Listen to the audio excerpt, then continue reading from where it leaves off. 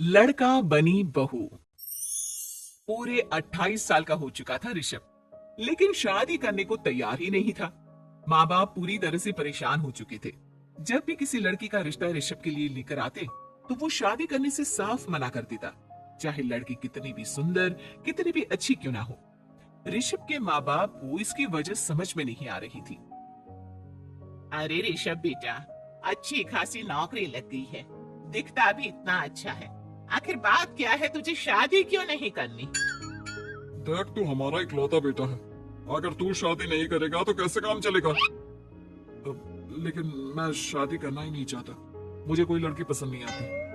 अरे बेटा, अगर कोई लड़की तुझे पसंद हो तो उससे शादी कर ले, हमें कोई एतराज नहीं है। हाँ ऋषभ बेटा, अब देख, तेरी माँ से भी काम नहीं होता। घर में एक बहू आ जाएगी तो कम से कम घर का माहौल भी अच्छा होगा और तेरी माँ को मदद भी मिल जाएगी।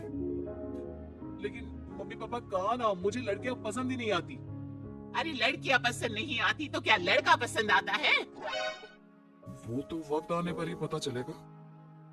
ऋषभ की बात सुनकर उसकी माँ और पापा का सर चकरा जाता है।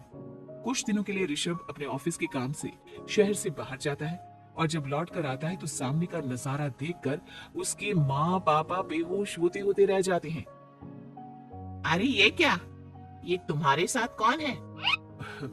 माँ, ये दीपक है, मेरी पत्नी। हम दोनों ने शादी कर ली है। दीपक तुम्हारी पत्नी कैसे हो सकता है?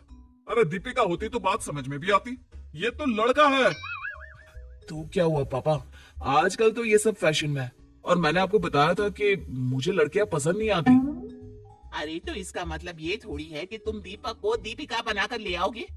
मुझे बहू चाहिए, बहू के रूप में, ये आदमी नहीं। लेकिन मम्मी जी, मैं आपकी बेटी से बहुत प्यार करती हूँ, मेरा मतलब करता हूँ। अरे इसको तो करता हूँ करती हूँ का अंतर भी नहीं पता।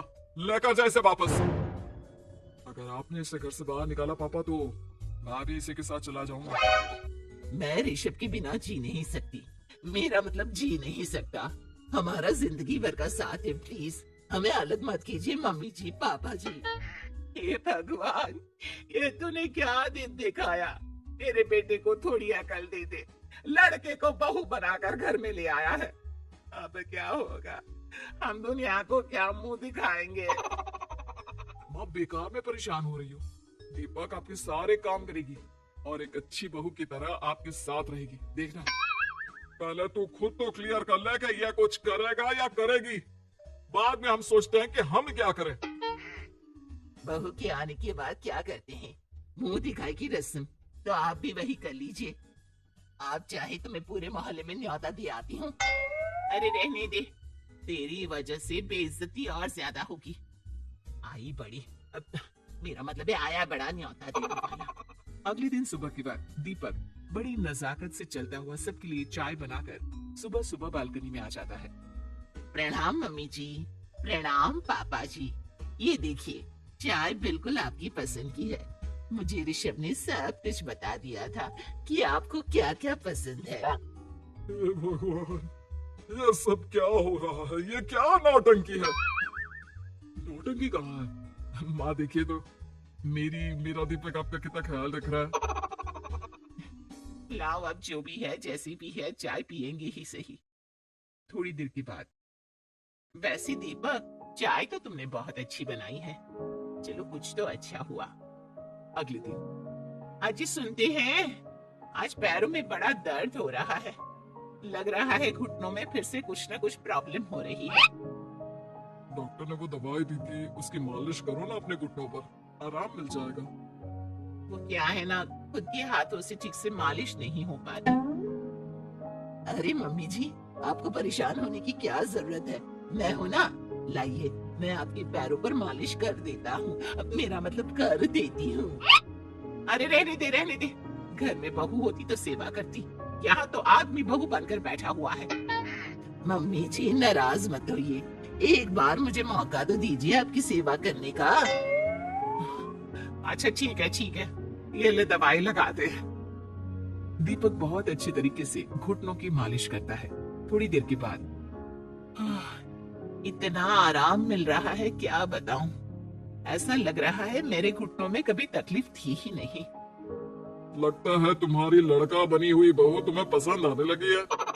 ऐसा कुछ भी नहीं है, वो तो बस इतने अच्छे से मालिश की इसलिए मैंने इसकी तारीफ कर दी।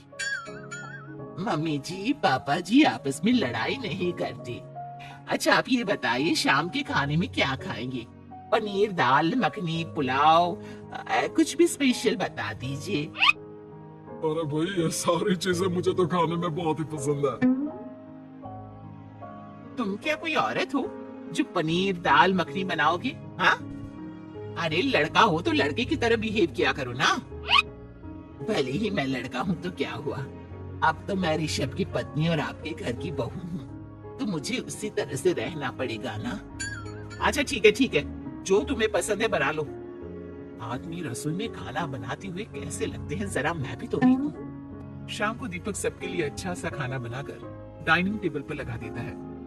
ऋषभ ऑफिस से जब लौट कर आता है, सब लोग खाना खाने के लिए बैठ जाते हैं। अरे वाह, क्या गजब का पनीर और दाल मखनी बनाई है। ऐसा जायका तो होटल के खाने में भी नहीं आता। दीपक, कितना अच्छा खाना बनाती हो, मेरा मतलब बनाते हो। तुम्हारी इसी अदा की वजह से तो मुझे तुमसे प्यार हो गया।